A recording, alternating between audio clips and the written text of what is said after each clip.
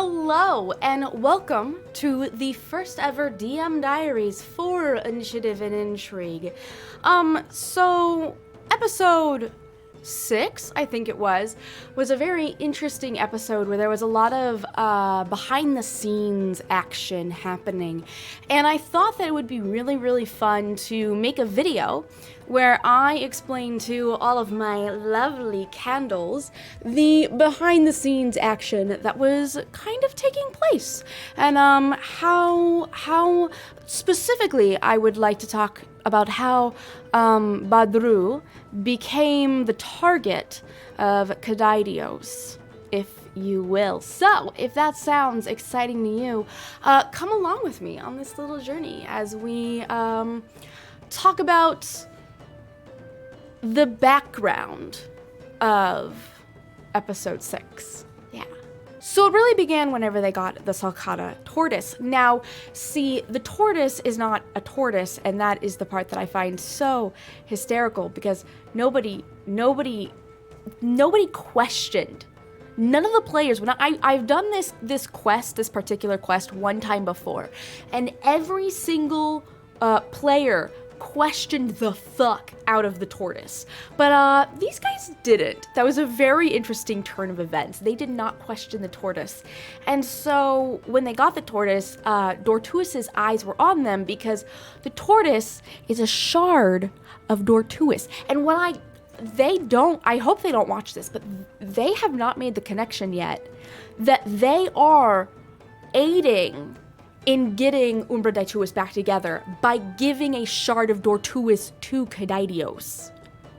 They're not there. That connection did not get made, and I saw a couple of people in chat get that connection, but the players don't know that yet. So that's very interesting. The point of making this the first thing is I like to make the first quest, which I call the prologue, which is very railroady and stuff. I call this the prologue, and I like to make the prologue come back around and make a point at level 10, but 8's close enough, right? So, that's kind of they don't even realize, and it was really funny because I was explaining that Dortuis was the turtle. The turtle is a section of or the tortoise is a piece of Dortuis, and then they were like, no, don't click the poll, don't do. And I'm like, do you realize you're doing more than clicking the poll? You're literally doing more than clicking the. Anyways, so they got this tortoise, didn't question it. Go to Yao, and on their way to Yao, they actually were surrounded by death at one point. And it's kind of a well-known fact that whenever somebody has these tortoises that, slowly make their way to Kadaidios because they're trying to get back together, whenever people have these tortoises, really bad stuff happens. And so the reason why that lizard folk got decapitated was kind of because the hobgoblins, are crazed right now because their leader is crazy. But it was also because they have a piece of Dortuis, the god of death, with them, so death follows them because death is literally watching them. So that's a little interesting fact. So whenever, so that whole fight was going on in episode 1, and when Badru went down so quickly, the healer, the one who fights against Dortuis in a way, succumbed to Dortuis so quickly. Literally, Badru didn't even get a round, what is it called? What just happened to my brain? A turn. He didn't even get a turn. Whenever he didn't even get a turn, he just succumbed, and he's the one that fights against Dortuis. Dortuis was like, what the fuck? And Kadaidios was like, what the fuck? And so that kind of led to eyes being on Badru. And Kadaidios is fucking evil, guys. Kadaidios is fucking evil. Umbra Daituis was fucking evil. Kadaidios took the evil with her. So she was whenever they got the tortoise, Kadidios was looking for somebody to plant a seed in, right? And I realized that there was a lot of pregnancy jokes whenever I made that, and that totally went over my head. I had no idea that listen, I went back and rewatched that part, and I was like, ooh, this does sound like I'm impregnating him. It does. Anyways, so whenever Kadidios saw that happen, you know, because Dortuus is paying attention to it, so Kadidios is paying attention to it because they're lovers, that made all eyes on him, because Brick doesn't really have anything that he is in his past that is revengeful. Brooke kind of does, but Brooke doesn't have enough gumption to actually do anything about it. And then there's Mordecai, and Mordecai's background is kind of like a mystery. And then there's Chiron, who has, you know, a pretty standard background. But Badru has the background, in my mind, at least as the DM, my mind was like, Badru has a background where he's trying to find who took these children from his village. And so that is a very easy place to just like, hey, why don't you just go fuck them up, you know? Like, just slip a little bit of revenge in there. Just slip a little bit of like, you know, that could be corrupted very easily. And Kadidios knew that, because Kadidios is a fucking god. So of course she knows that. So the reason why I picked Badru is because, and Kadidios picked Badru, is because Badru's motivations are easily corruptible.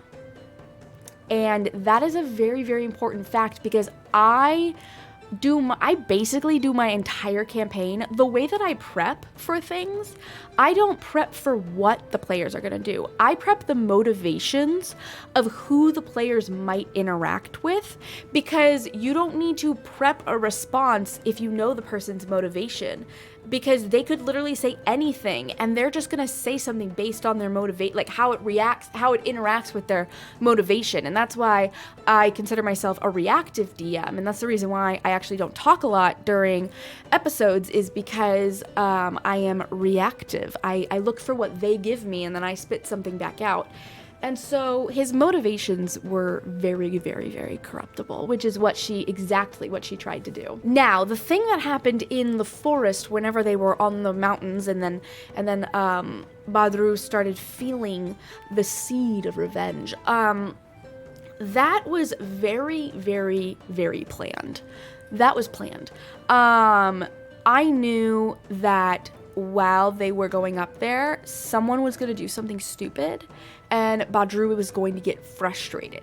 Little did I know that Justin was just going to come out with a 3 and was just going to come out with like a, haha, you don't know what you're doing. Which, of course, Badru's a bard. He knows what he's doing. And like, that's such an insult, you know? Like, that's such a huge insult. So I was like, this is perfect. I was waiting for it because I knew something was going to happen, but I didn't know exactly what. So then whenever the timing happened, he failed his save, which was lovely.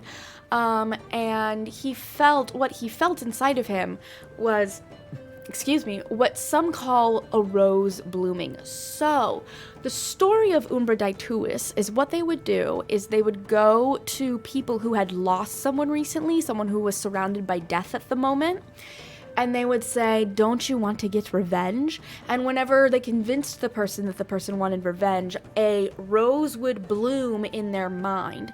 So whenever a person went crazy, whenever somebody's loved one died, and then that person goes crazy and goes on a vengeful path, you know, that is whenever that happens to somebody and everyone's like, oh my God, in the village is like, oh my God, what happened to her?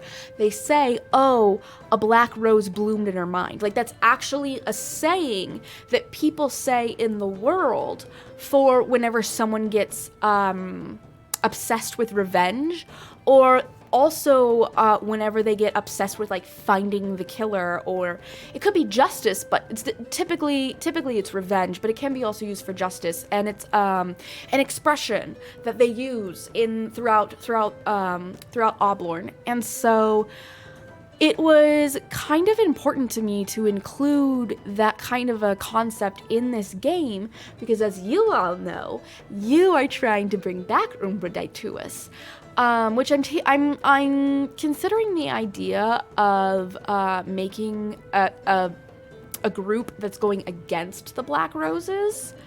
I don't know how I would do it, but I think that would be very interesting. Anyways, so the Black Rose bloomed. He failed to save, and the Black Rose bloomed inside of him.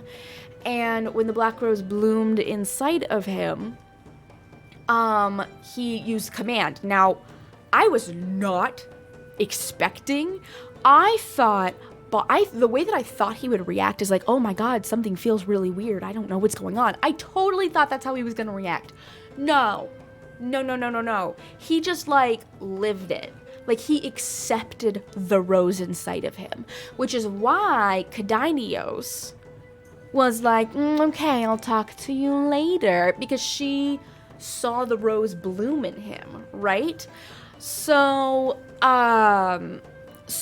he does command, and the magic, and so in my mind, the magic that transferred between him and Brick, that magic made the rose bloom in real life because they are in her domain, which is in her, in her little area. So she does kind of have control over things in this area. So that bloomed. Now, Sathrin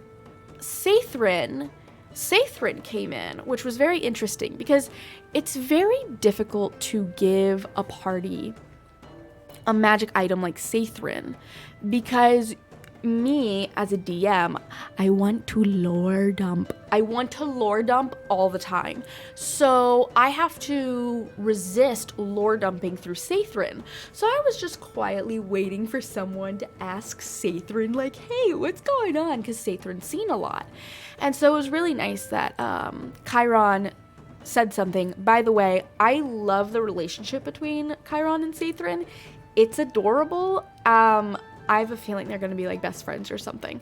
So whenever they asked Sathrin, I was like, oh, goody. So that's whenever I got to explain that there's one of two things going on. This is her domain, or she has sent a shard to us. Now, this is kind of an interesting piece of my world that has only recently developed because I have been digging more into how would Umbra Daituus get back together. And the answer is that gods can fragment themselves. Just like, because I don't know if you know this, but demon lords can also fragment themselves, like put themselves into like, they're basically Horcruxes. I don't remember what they're actually called, but demon lords can actually do this too. So why can't gods? So they Horcrux themselves and put themselves into little fragments ever since Umbra Daituus tried to kill. I forgot which one he tried to kill. Arts and Life. I know it's Arts and Life, but I don't remember her name. Simone. That's her name. Simone. There are too many gods and they have weird names. There aren't too many gods. It's perfect, I think. So whenever Simone almost died, everyone was like, so then they started fragmenting themselves and putting them in different places, right? So that's like the mechanism that Dortuus is using to get back to Kadaidios, right? And so kind of what happened is that she sent a fragment not for anyone else, not for a single soul else, but for Badru, which is why it was so fucking nice that Badru was the one that cast Detect Magic. I picked like an alluring, I picked a version of a woman that is like alluring but strong, because that is definitely what Kadaidios is. So, and that fragment was there for Badru, not anyone else. It was there for the tortoise and Badru. And, so yeah, whenever they got to the cave entrance has always been her face, Kadaidios' face. Normally, though, she makes people do a riddle or a puzzle where the answer is revenge, but you don't want the answer to be revenge. It's like, somebody killed your mother, what do you do? And, like, the answer is, like, get revenge. But, like, she's trying to force revenge onto people, right? But instead, she just had a little conversation with Badru, which I think went fantastic. Personally. I personally think it went really well. And y'all did too, except the pregnant jokes, I didn't. But I will say that from the conversation, Kadidios absolutely believes that she can make Badru evil. So that's a fun thing that y'all get to, vote on on Twitter and vote on in general. Just the whole concept of like, what do we do to Badru? Because you guys are the black candles for Umber de Tuis, who is Kadidios. So those are going to be some fun polls on the Twitter. But I have a feeling that Kadidios is going to follow Badru around. I wonder if Jensen, the leader of the Black Candles, of the Black Roses, I wonder if Jensen would, like, make his introduction, talking to Badru. Ooh, that would be interesting. What if we, like, constantly, y'all will have to let me know what you think, but what if we constantly sent, like, people who worship Dortuis or people who worship Kadidios, and they're, like, trying to convince Badru. Like, he just constantly...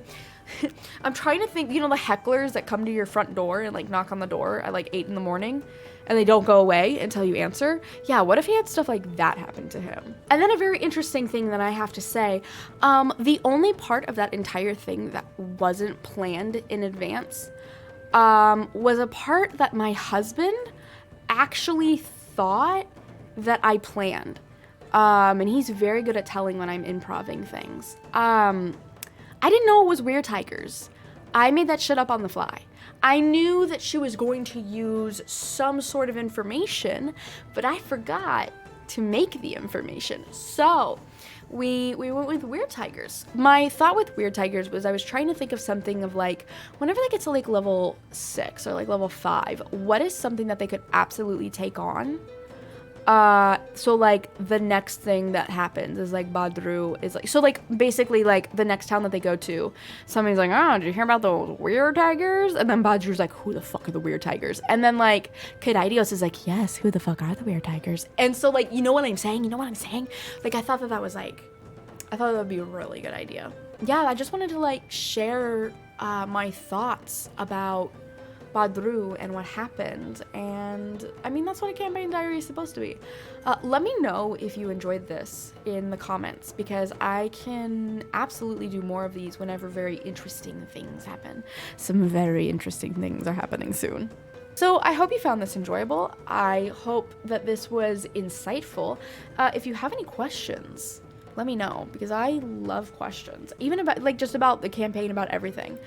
And yeah, nobody tell the players that by giving the tortoise to Kadidios, they are literally shooting themselves in the foot. Cool? No one's... Shh. Don't say anything. Alright. I'm gonna head out. Thank you so very much for watching. Seriously, this is my child. This is my baby. This is everything to me. And the fact that this show is becoming so successful and, like, is being successful is... I mean, I've already cried about it, so I've already cried. But thank you from the bottom of my heart for watching the show. And trust me, it only goes up from here. So, see ya.